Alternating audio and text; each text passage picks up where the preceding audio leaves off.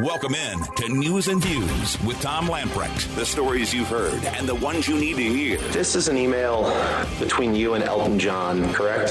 Correct. The end of Title 42. As of May 23rd. Crisis at the border. Biden's border policy. It's going to continue to get worse. Everyone wear masks on planes. The government has overreached its authority. What's going to happen next? Your life, your values, your voice. This is News and Views with Tom Lamprecht on Talk 96.3 and 103.7. All right, welcome in. Boy, Benny and I were talking just before we went on the air. I wasn't aware that this article was out there, so I just brought it up. But Carolina Journal is reporting that the Washington Post quarterly Democratic presidential candidate ranking for 2024 has Roy Cooper in sixth place. He's actually down from fifth in its last ranking. The paper calls him one of the leading contenders you hear the least about and says he is a Biden-style candidate who checks lots of boxes. I will say that they are accurate in Roy being like Biden, but my gosh, you got to be kidding me. Roy Cooper for president? Are they that desperate? I guess they are. Yeah. I mean, when have you ever heard a sitting president, his first term, the news media talk about it all, who may run the next term? I mean, that not in my lifetime has this ever happened. And, of course, earlier this week, Joe came out and it was reported that he told Obama he's running in 2024. I bet Obama was like, that's not a good idea. Now, don't underestimate Joe's ability to, as Obama I'm just says. curious, who is, let's see, the top 10 Democratic presidential candidates for 2024? They were governors, as I recall. Was Joe even on the list? Number 10, Alexandria Ocasio-Cortez. Yeah, fat chance of that. Gavin Newsom, the loser from California. Cory Booker, he tried it last time and failed. Sherrod Brown, I don't think so. Roy Cooper, number 6. Amy Klobuchar, she tried and failed. The Indian Princess, number 4, she tried and failed. Pretending. Kamala Harris, number 3. Roy Cooper is more feasible than Kamala. Pete Buttigieg, the pothole mayor, number 2. Joe Biden, number 1. Wow, they are really in trouble. I mean, who on that list? I mean, they're all losers. Well, Washington Post says refers to Roy Cooper as a Biden-style candidate who checks all the boxes. Does that mean he spent a lifetime in politics? I mean, basically, because Roy Cooper, he's been he went up through the ranks of the House and Senate, and then Attorney General, and 2 terms and 2-term governor. No thanks. Yeah, give me somebody with some private business. But, I mean, look, in both parties, the vast majority of them are lifetime political hacks. Yep. They look at politics as their career. They start out running for town council, and they just stay in it until they get all the way up to the top. And there was an article somewhere today that Bernie Sanders. Oh, yeah, he's talking about running again. Yeah. And I think he's probably actually, more coherent than Biden is. Oh, but the fire plug out by my car is more coherent. It's really bad today or yesterday when he was asked a question and he just started talking about a completely different subject, which just told me, no, he's paying attention to the question. He just doesn't know what they're asking. Yeah. Town Hall's reporting on, which this is old news by now, but the U.S. Army Golden Knights out of Fort Bragg flew up to National Park, and they decided to parachute into the ballpark at the beginning of the program, at the beginning of the ball game. It was Military Appreciation Night, and apparently Nancy she's now blaming the FAA. But, ultimately, Nancy Pelosi is in charge of the Capitol Police. Just like she was on the January 6th Bingo. day. And she screwed up on that, and apparently she screwed up last night, but she didn't hesitate to blame the FAA, saying that the FAA didn't tell us about it. And as a result, the Capitol Police saw I don't know if they parachuted from a plane or a helicopter, but they were flying over the Capitol, and they sent out this alert to evacuate the Capitol because they thought this was a legitimate threat. It didn't last too long. I mean, they quickly reversed themselves. But on Fox News last night during the 6 o'clock news, they actually came on and reported in the middle of the newscast what was going on in terms of the evacuation. But you're right. And is this just Nancy's incompetence? Wait a minute now. 6 p.m. Yeah. 6 p.m. She was a good 5 or 6 vodka and tonics by then. I mean, she probably got a phone call, and she probably doesn't remember it. Good morning. Speaking about Sunday morning. Speaking of being a Democrat and senile, talk about the blind leading the blind. Of course, Dianne Feinstein is. It's sad. It is really sad. She's right up. They could have adjoining rooms in the home for Joe and Dianne. Now she's older than Joe. She's like 83, I think. Yeah, she's in her 80s. No, 88. Oh my goodness. 88. Yeah, I think Queen Nancy is 83. Dianne is 88. But she has nothing to worry about. And listen, as Americans, we have nothing to worry about because Joe came out and said she's fine. Joe Biden said her mental capacity, I give her a clean bill of health. That makes me feel so much better. True international effort to pressure. I mean, you talk about the blind leading the blind. What happened? Joe, who is just literally shuffling through the White House, not knowing where he is, wetting his drawers, crapping his pants, and he has come out and he is giving us the A-OK that Dianne Feinstein is. You know the thing. I think that's a topic that Uncle Joe should avoid. Yeah. At all costs. I mean, all it does is shine a spotlight.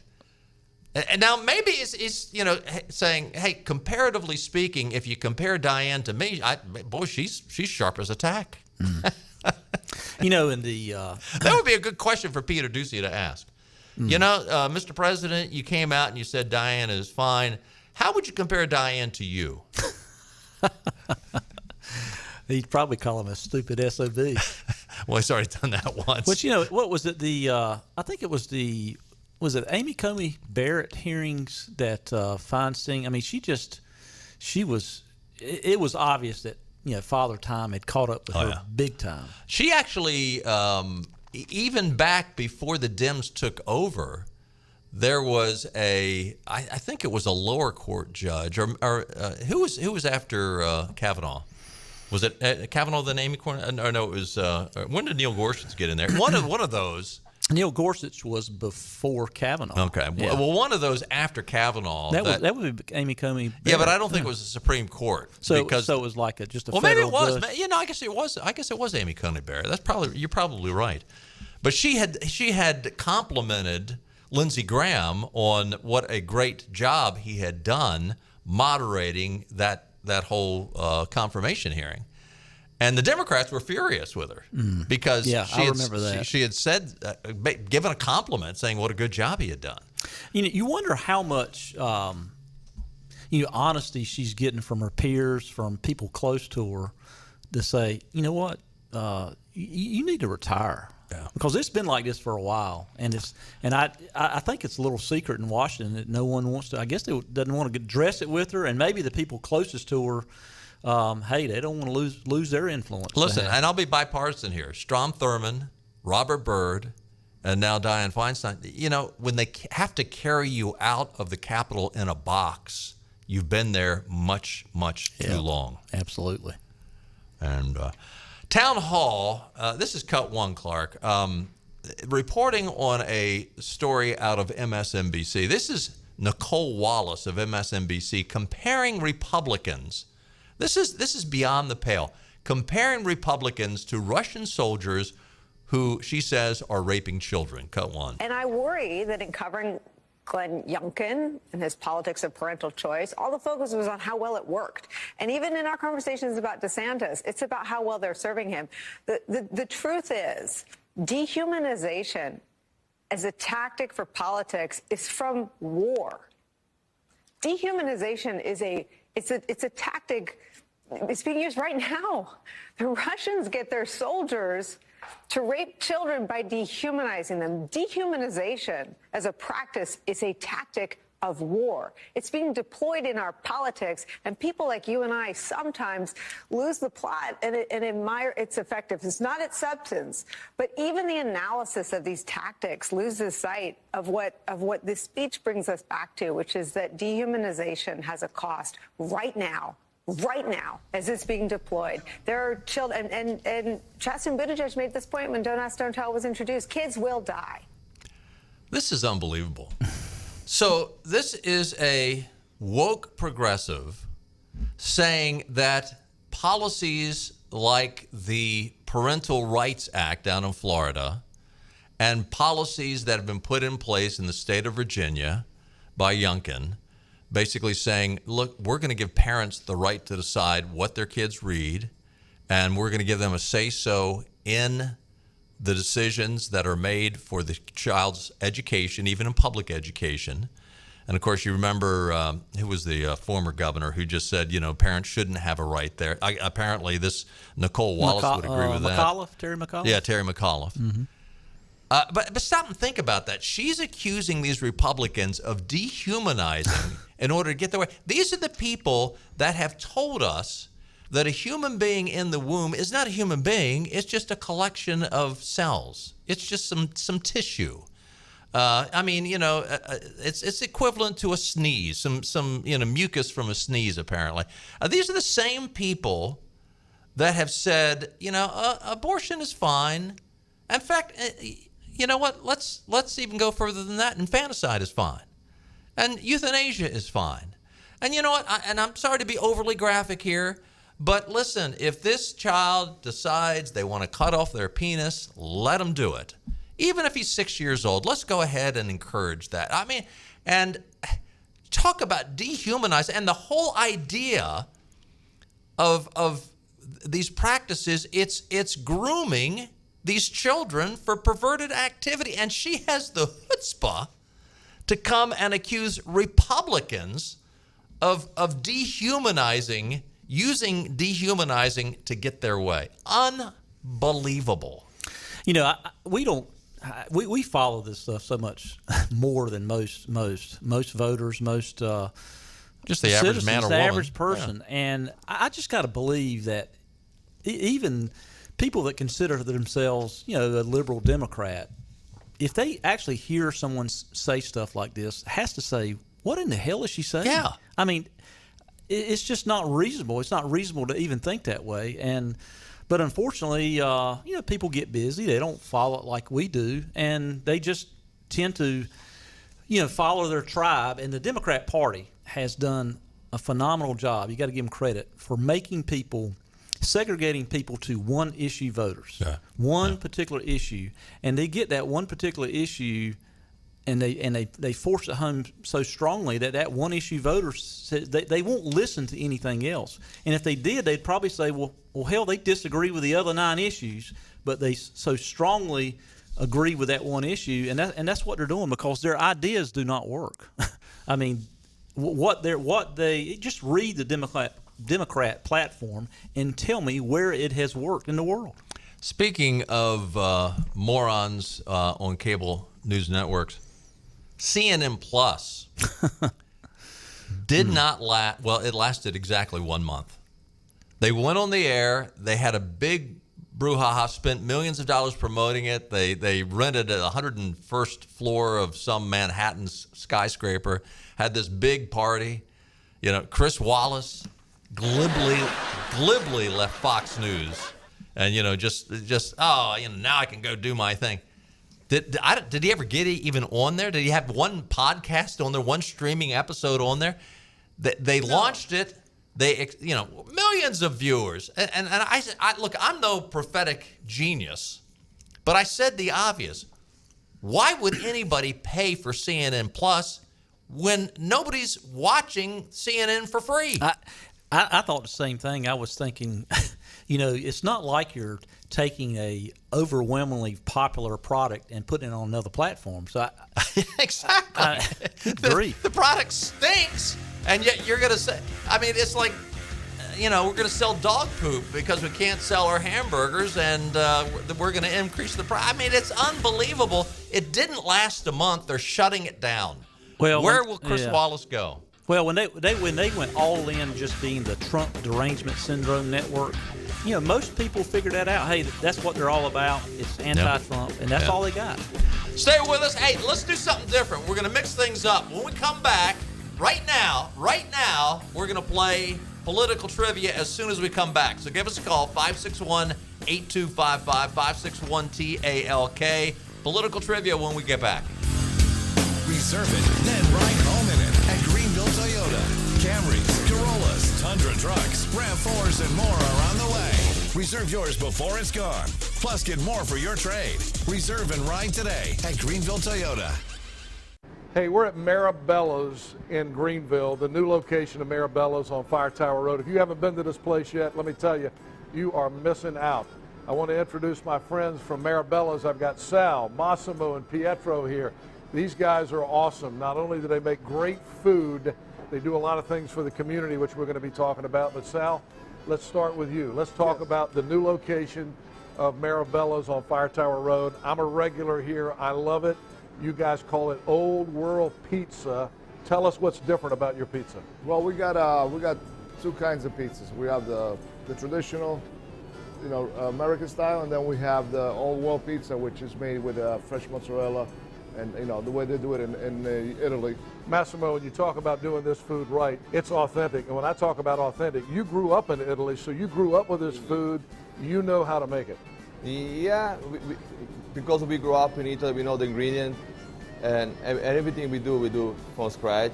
And the right ingredient it's been hard for us to bring over here. And now finally we can get the right ingredient to make a right pizza. All right, now I'm going to talk to my friend Pietro here at Maribella's. He's got the Nino's shirt on today. We're going to talk about Nino's, which is another great dining experience, upscale dining experience, on another segment upcoming. But Pietro, let's talk about Maribella's. For people who've never been to Maribella's, what's the experience going to be like when they come here? Not only pizzas, but pastas, salads, sandwiches, you got it all.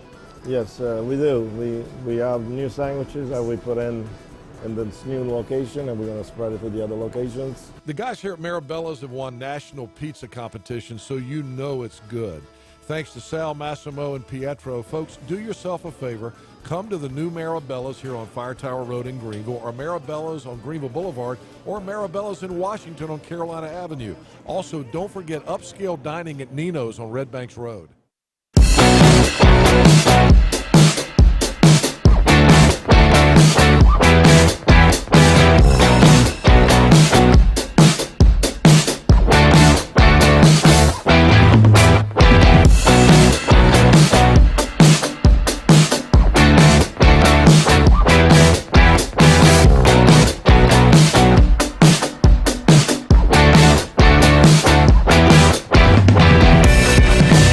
Reserve and ride your pre-owned vehicle at Greenville Toyota. Shop a huge selection of quality used cars, trucks, SUVs, even luxury models. All with no charge maintenance, plus a 100,000-mile used car warranty. Reserve and ride at Greenville Toyota.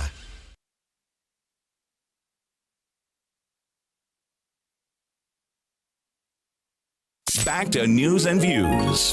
Talk 96.3 and 103.7. All right, we're going to play political trivia in just a minute or two, so give us a call, 561-8255. First, your weather forecast looks pretty good. Tonight is going to be partly cloudy with lower around 51, but tomorrow, perfect. Sunshine, a high of 81. And Saturday and Sunday, lots of sunshine, and your highs will be in the mid-80s. Monday, upper 80s and sunshine, so nothing but sunshine and warm weather through next Wednesday. Warm weather is here. What a better way to enjoy the outdoors with family and friends than being greenside or poolside.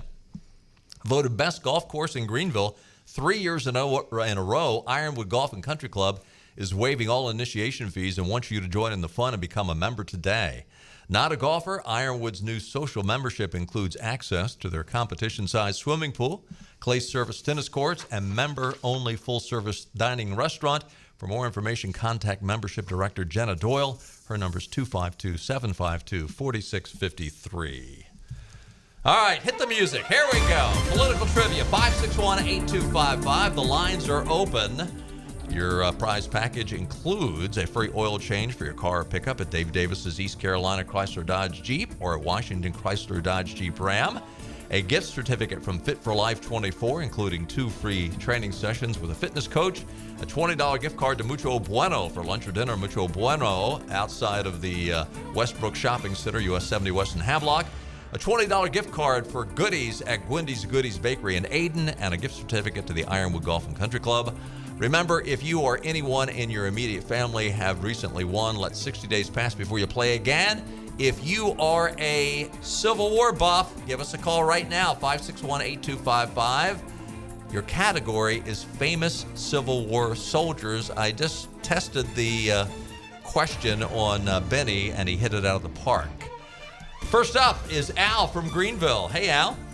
Hey, Al. Hey, man, I hate being first, but come on, give it to me. Maybe I'll get lucky. All right. Your question, your category, famous Civil War soldiers. Here's your question. The United States Civil War began when Confederate forces fired on Fort Sumter. That was April 12th, 1861. This particular soldier could have been famous because he was the first soldier to fire in defense of the fort.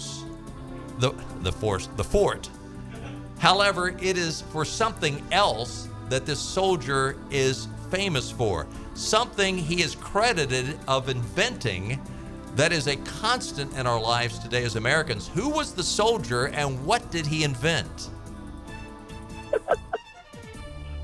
I know I'm going to get this one. Robert E. Lee, which I know is not it. You're right. That is not it. But, of course, this was in defense of the fort. So Robert E. Lee would have been on the other side. But, hey, no problem. Who we got now? Ray. Hey, Ray. Hello, Ray. Hey, how you doing? Good. I recognize Ray's voice, and I think he is a Civil War buff, aren't you, Ray? A little bit. All right. Come on, man. Did you hear the question? I did. What do you think? Who is this Union soldier who fired the first shot, but he is really famous, and he's credited for inventing something else? Who was the soldier, and what did he invent? Doubleday and baseball. You got it. Ray. Way to go, Ray. Ray knows his Civil War history. Congratulations, Ray. Where are you calling from? Winterville. All right, Ray, congratulations. You are a genius when it comes to Civil War trivia. Hang on the line. We're going to get your information, and we'll get that prize package. We'll get right out to you. Thanks for calling. Thanks for playing. Thanks for winning. Stay with us. More news and views coming right up. Fantastic Sam's Cut and Color is hiring stylists. If you're driven, creative, and ready to make an impact, then we're looking for you. We offer competitive salaries, flexible schedules, and professional training with the newest technologies and equipment in the industry. Stop by your local Fantastic Sam's today and show us what you've got. Apply at locations in Goldsboro, Kinston, Greenville, New Bern, Morehead City, Jacksonville, and Calabash. Fantastic Sam's, real salon experience, real savings, real fantastic.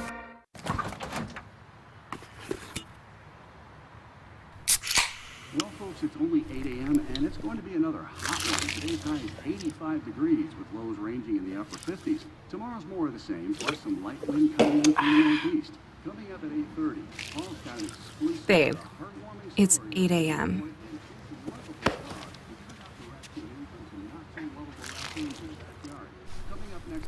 Fried chicken, better with Pepsi. It's going to change. I promise you. As I stand here, it will change. Okay, and when it does, that stadium, it's going to be rocking, and heaven help whoever walks in there to play us.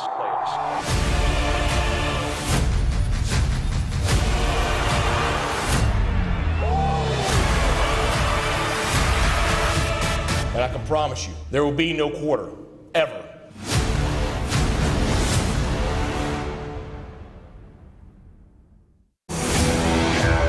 The best burgers around. Everyone loves a thick, juicy, and fresh burger. Tiebreakers in Greenville, plus the all-new Tiebreakers in Winterville do real burgers better than anybody. So don't just go to any burger-themed restaurant chain. It's time to break the chain and eat local. Tiebreakers. Real burgers at its best. Everybody loves burgers. Air Service is back at Pitt Greenville Airport, offering safe, clean facilities and flights from American Airlines. That means the short commute, quicker lines, and better prices that get you where you're going fast and easy. See it for yourself. There's great things inside at Pitt Greenville Airport.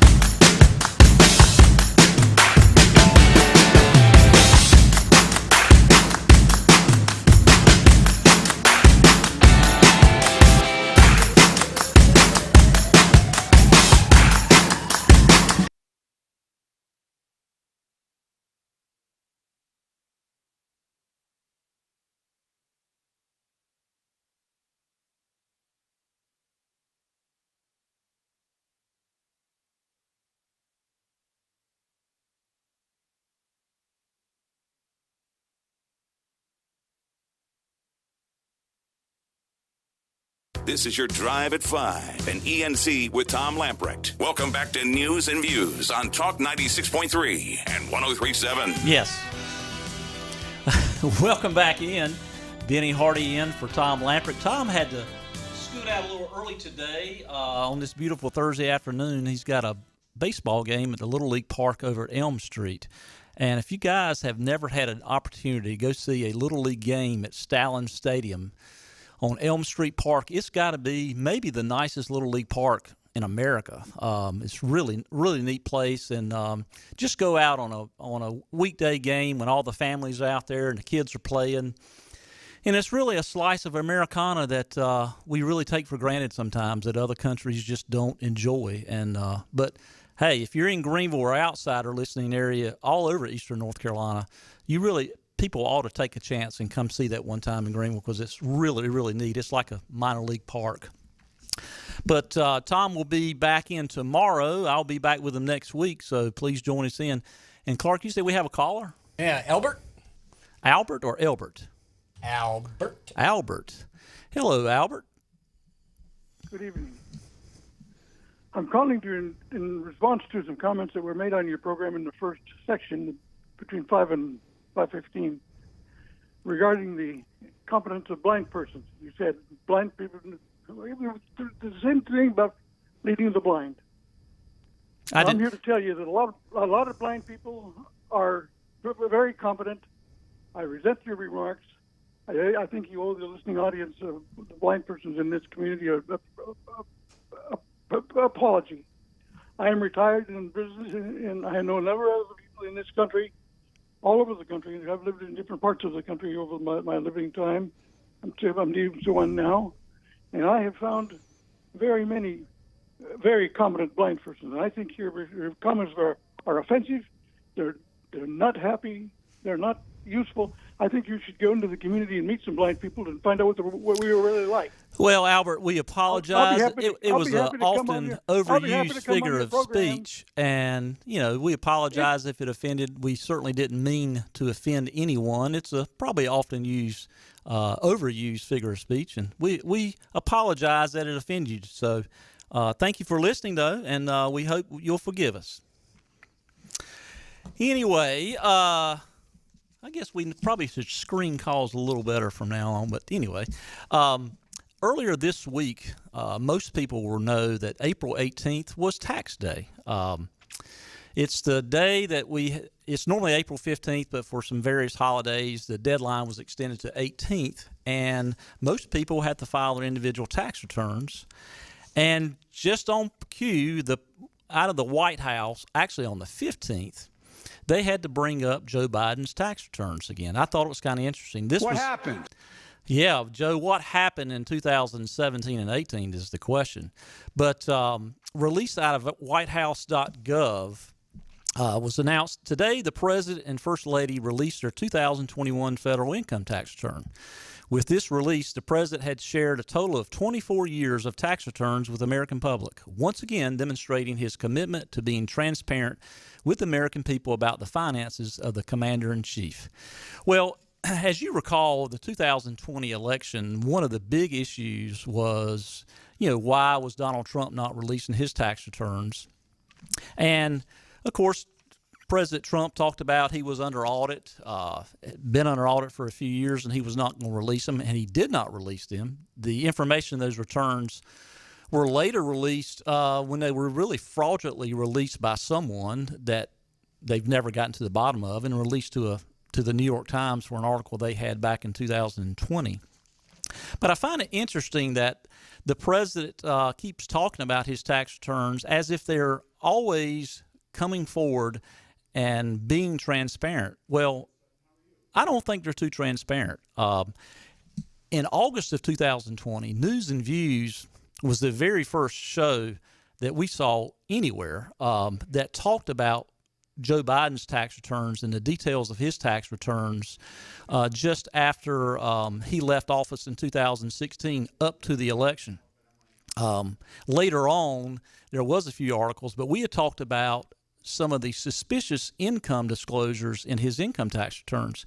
And something that I've been following Joe Biden way back when he was announced as the vice presidential running mate with Barack Obama, I started investigating on Joe Biden's financial disclosures and his income tax returns back in those years.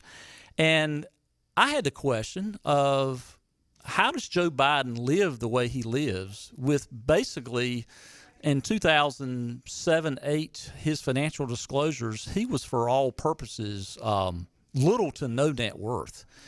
Bragged about being the poorest guy in Congress and that type of thing. But his lifestyle didn't match up with his income that was disclosed. So fast forward this to 2020 and the release of his tax returns, and we brought up the question of, what is all this income on your tax return that no one is asking questions about? And the Democrat Party and the mainstream media just, they just would discount it off. It was book deals, it was speaking engagements and that type of thing. But it really didn't tell the whole picture. So when we looked at Joe Biden's tax returns, this week, actually last week, the Federalist had an article, Where is Hunter Biden's Money? And it talks about looking at Joe Biden's tax returns a little more closely and asking the question, okay, you've released your individual tax returns, but where did all this money come from in 2017, 18, and 19? All of a sudden, 10 to 12 million showed up all of a sudden on his tax returns from corporations owned by him and Jill Biden called Celta Capra Corporation and Giacoppa Corporation. Now, the mainstream media didn't do their job of really vetting this information. They just said, hey, Joe Biden's released his tax returns. Well, his individual tax returns does not talk about what's the source of this $12, $13 million in this 2 or 3 year period. In 1 year alone, it was right at $11 million. Now, the book sales from Jill Biden and Joe Biden, don't recall the names now, but they were dismal. And the Democrat Party continued to say, well, that was from book deals. But it doesn't make sense with the number of copies reported that was sold versus this amount of income. There's absolutely no way someone would have paid him that for book sales, for dismal book sales. And if it is the case, then we just ask you this, Joe, and the Democrat Party and the Democrat National Convention, in the spirit of full disclosure and transparency, release those corporate tax returns. Tell us what is the source of this income. I find it kind of curious now as more and more details emerge of the Hunter Biden laptop and the business deals that Hunter Biden clearly used his father's influence. I feel kind of odd now that all of a sudden maybe this might explain where all this income came from. And if it's nothing there, if there's no there, then just simply disclose the source of those revenues in that tax return. And, 2 weeks before the election in November 2020, Tony Bobulinski came forward and talked about the business dealings he had with Hunter Biden, the meetings he had with Joe Biden. And I find it curious that it is the same time period where Joe Biden's income spiked in those years. He did not have anywhere near that kind of income in years before, but he did in those years. So, tax returns, financial disclosures tell a lot about someone, and for the Democrat Party to keep talking about Biden has been transparent. He's been anything but transparent. Another thing I find interesting about the release of his tax returns, constantly Joe Biden, Kamala Harris, and the Democrat Party talks about, people giving their fair share and people helping others. And I find it interesting that Joe Biden gave about 2% of his income to charities, mostly which was to the Beau Biden Foundation. And Kamala Harris gave less than 1% to charities, mostly was to their alma maters of where they went to school. So I find it kind of odd if they don't think the American taxpayers giving their fair share, why aren't they giving their fair share to the charities? Joe claims to be a great Catholic, and why isn't he giving 10% to the big guy upstairs to be such a great Catholic? But anyway, that's one topic that we want to talk about today. And Clark, you say we have a caller? Sutton, what you got for us today? Hey, how you doing, my man? I'm doing good. I just want to do a little follow up on the comment that you made when the man just called, and he kind of took it. I think he took it the wrong way. I'm 61 years old, and we have said that. And, when you read the Word of God, even Jesus spoke on the blind, leading the blind. But it's not talking about a physically blind. You can see and still can't see. You can be looking right at something with your eyes and can't see it. Kind of like the thing they used to use back, my uncle and all playing checker. The best checker players isn't the one sitting down. He's the one that's standing up looking, because a lot of times the one sitting down can't see the moves.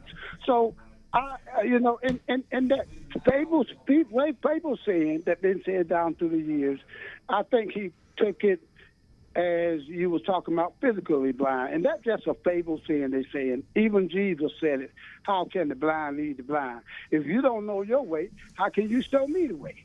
That's what it means. Well, that's true. Well, that's a good analogy there, Sutton, and I appreciate you calling. And Sutton, what do you think about? We were talking about Joe Biden earlier, and the next election. What do you think about? Do you really think Joe Biden is capable of running in 2024? Truthfully, I don't think Joe Biden is capable of making it through his term that he's in there now. If he make it another year, it will surprise me. Truthfully, I think it was a disservice to Joe Biden and his family to put him out there and to put him into these situations.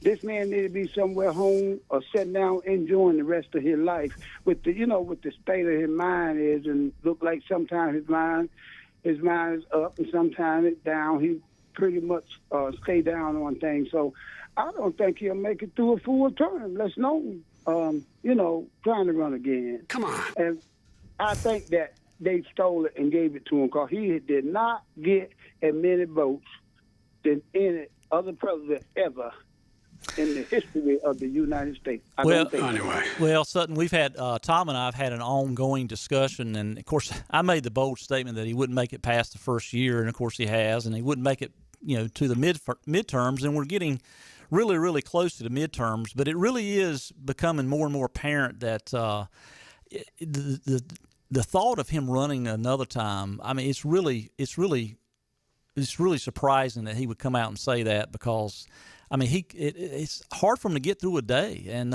he does very little interviews, very little press conferences, doesn't ask questions except the questions that is fed to him, and he can't handle those. So it'll be interesting to see as we get, the midterms are coming up. It'll be interesting to see what happens. The primaries are coming up here in North Carolina 30, 45 days, and then the midterms later this year. It will be interesting to see what happens if the midterms turn out like everyone is predicting with a big red wave.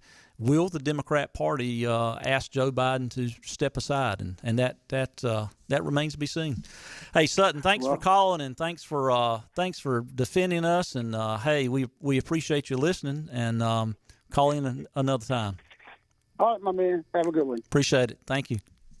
Yeah, it's funny that when we look at the Biden family, and you know, I call it the Biden crime family. I probably shouldn't say that, but when you look at now the evidence that's coming forward that has been ignored during the 2020 election, but you look at a history of his family, his brother Jim Biden, never really had any kind of success except for things that was involved his brother. He ran his brother's campaign.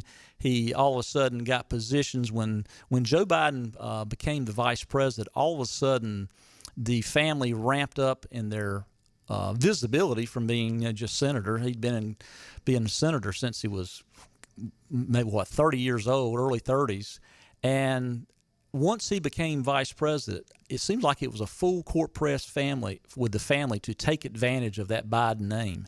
And it just proved, Jim Biden got some big construction contracts, no history of being involved in construction at all, got some top-level positions that ended up doing work overseas. Where did that experience come from?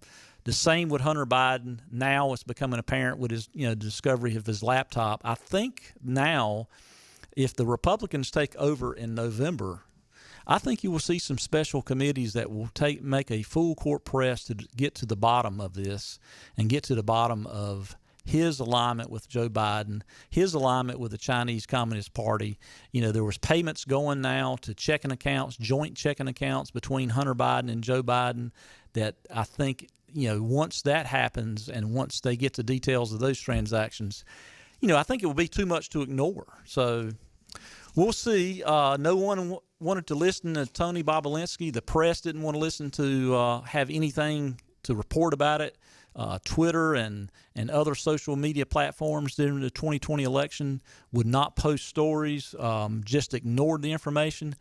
But little by little, drip by drip of information is coming out, and you're starting to see the mainstream media come back and say, hey, we're reporting on this. So that tells me that it must be something there that they can't ignore. So anyway, we'll see where that goes. In other stories today, we don't hear much out of Mitt Romney anymore for obvious reasons. I think his time losing the election back to Barack Obama in 2012 and then running for Senate in Utah again, he's been involved, and Trump took him to the dance and didn't take him inside the dance, so to speak, when he thought he was going to be the Secretary of State for Donald Trump. So he has been kind of an all-out anti-Trump guy really since, since the impeachment hearings. But just recently, last week, Just the News reported that Tulsi Gabbard, that was the Democrat senator from Hawaii, that for some reason the Democrat Party and now some of the Republican Party they're afraid of her, particularly the Democrat Party. She was the only one during the Democrat primary in the 2020 primaries that, with the Democrat side, that seemed like she was a reasonable thinker at all. Hillary Clinton at that time called her a Russian asset and made all sorts of derogatory statements about her. But just last week, Gabbard made a statement on Twitter about she called for the ceasefire in the war in Russia and Ukraine so that biological laboratories in Ukraine could be secured, and argued that they could be fatal if they were not secured during this. Well, Mitt Romney on March 13th tweeted, Tulsi Gabbard is parroting false Russian propaganda, and went on to say her treasonous lies may well cost lives. Now, it's kind of interesting he said that. Well, just this week, Gabbard's attorney issued a cease and desist letter over the Romney comments. And, hey, Mitt Romney has got the answer to this, and we'll just have to see what comes of this. But they're asking for for him to retract his statements, and I actually think they're asking for him to. She asked for Mitt Romney to resign, and I couldn't agree with her more, because Mitt Romney has proven that he is not running for re-election in the Senate in Utah. I don't think he would win, number one, because he's alienated the people in Utah. But I think Mitt Romney now is just sitting back and waiting. Once his political career over, he will be invited to all the shows, and will be the middle of the road guy that the mainstream media goes to whenever they want to say something derogatory about Donald Trump. So that was just out of Just the News today. Clark, let's take a break, and when we come back, we'll have a few more stories. If you want to call in, 561-8255, 561-8255, give us a call. We're on location today at Fabric and Home Furnishings, Arlington Village on Arlington Boulevard here in Greenville. One of my favorite places in town, one of my favorite people in town. My buddy Lisa Pendry is here. And Lisa, when I walked in this morning, the place always looks great, but there's something new here. You got a brand new room. Tell us what's going on. We do, Henry. We are opening a Norwalk gallery, and we are so excited because this company is so custom. Been in business since 1902, built in Norwalk, Ohio. Tons of wood colors to choose from, over 900 fabric choices, and I've got a design team that can make it fabulous and help you find unique styles. So when you say custom, a custom furniture line, what does that mean exactly? You can literally choose the cushion, the fabric. You can even choose the thread color with this company. So wood choices, amazing fabrics, put 3 fabrics on one sofa, as much fun as you want to have. And that's what people want these days. They want it to be exactly the way they want it, so you can get that with Norwalk. You can. All right, what else is new? You've always got some other interesting things going on here. Well, we have some new fabrics that have arrived, but I've also, in this new showroom, I've added a friend of mine that's opened a company in Hickory, North Carolina called Hickory Luxe. Done business with him for a long time, but we're adding to that because he can deliver in 6 to 8 weeks instead of 8 months like some of these companies are, doing right now. And as we always say, Fabric and Home Furnishings is a furniture store and so much more. And the so much more is you guys offer design services. I know you're a designer yourself. You have a design team here, so you can offer that full service for people. I do. I've got the best design team ever. We do commercial design and residential. And there's a lot of decisions that go into what you want your home to be. So we send somebody right out to the house for a flat one-time fee, not an hourly fee. And we analyze it, make a friend, and make it easy and painless and fabulous for people. Fabric and Home Furnishings here in Arlington Village. My friend Lisa Pendry. It's a furniture store and so much more. Come see them. Acre Station Meat Farm, along with Lane Angus Beef, bring you farm to fork beef. Stock your freezers now with affordable beef boxes, just in time for the grilling season. Farm to fork beef brings quality local beef to your family. From your traditional butcher shop, Acre Station Meat Farm. Come on down to Acre Station Meat Farm and find out why we're #1 in fresh cuts and friendly service. Acre Station Meat Farm, Highway 32 North, Pinetown. Empty lots at car dealers everywhere, except here. The selection you want is at Greenville Nissan. And during the Nissan Thrill of the Drive sales event, buy a new Nissan with financing as low as 0.9%. The versatile Nissan Rogue, the all-new Pathfinder, or gas-saving cars like Nissan Sentra and Altima. And yes, we have trucks. Buy the new Nissan Titan with 0.9% financing, or the all-new Frontier for $99 a month. Hurry to Greenville Nissan, where we drive to serve.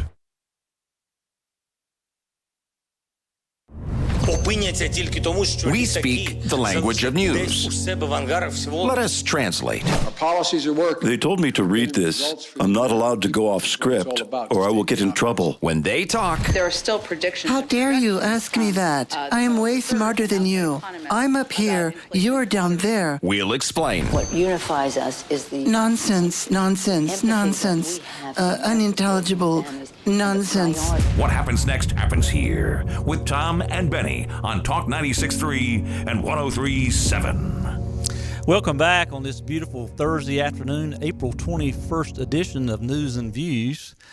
Out of Fox News today, the Florida House of Representatives passed what I call the Mickey Mouse bill. It's not called that, but passed a bill on Thursday that would dissolve Walt Disney World's special governing power in the state. For over 50 years, Walt Disney World has enjoyed a special status, pretty much being a government of their own, was passed back in the 60s, 1967 to be specific, called the Reedy Creek Improvement Act, which basically said that Disney was pretty much self-governing. At the time, Florida, particularly Central Florida, was pretty much farmland and timberland and swamps and that type of thing. And they didn't have the infrastructure and capabilities of doing what needed to be done to build something as grand as Disney World. So they've enjoyed some kind of special powers where basically the state of Florida have left them alone. Well, now, as you've probably heard in the news, Walt Disney has become Walt Disney woke and talked about the bill that was passed in Florida where it basically said that, you know, that parents get to decide and the school systems could not teach children about sex when they were, 2, 3, 4, 5, 6 years old. And of course, the liberal progressive wing of the Democrat Party and the news media just fell right in, just called it the Don't Say Gay bill. And the Walt Disney folks went all in. The bill, I've read the bill, doesn't say one word, never says that. It just says that, hey, things such as topics like that should be left up to the parents and should be not done at such an early age. So the Mickey Mouse bill today, we'll see if Governor DeSantis signs it and see what happens for that special privileges Walt Disney World's enjoyed. Earlier this week, we had on April 19th was Patriots Day when Lexington and Concord, the Patriots, defended the United States. And it made me think about the Declaration of Independence. And you know what? The Declaration of Independence, we were endowed by a creator with certain rights. But we have an obligation to these blessings that our Creator has given us. These blessings been protected by others. We have an obligation to defend them. So go out and defend them. Thanks for being here today, and we'll see you guys tomorrow. Have a good weekend. All right. What do you see when you imagine life on the coast? Is it salty or sweet? Is it refined? Or a bit wild? Perhaps it's the perfect combination of everything you ever dreamed of. This is the very best of the best of living on the coast. Bow Coast.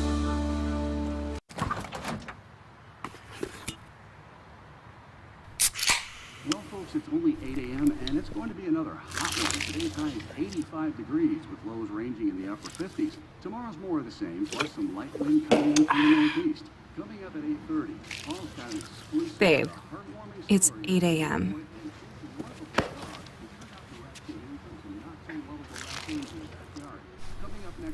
Fried chicken, better with Pepsi. And we're on location at one of my favorite places in the whole planet because this is some of the best food you're ever going to eat in your life.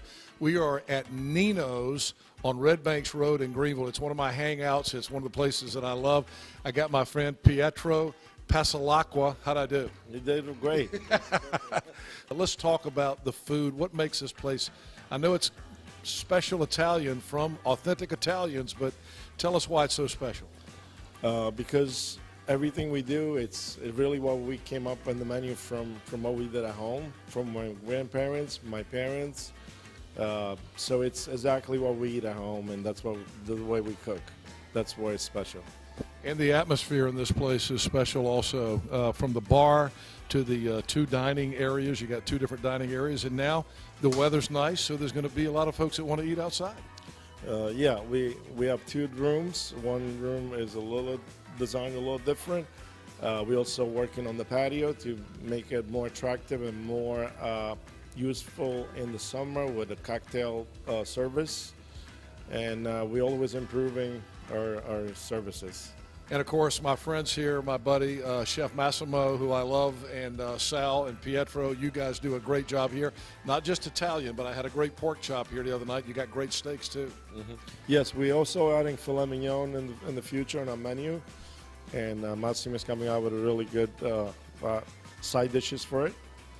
And so we're really excited to come out with new meats and fish dishes. All right, Nino's on Red Banks Road in Greenville. Same people that give you Marabella's and the great pizza that you get at Marabella's, but this is fine dining at Nino's. If you haven't been here, you don't know what you're missing. Come see him at Nino's on Red Banks Road. And Pietro, what is that famous saying about Nino's? The food that you enjoy with people that you love.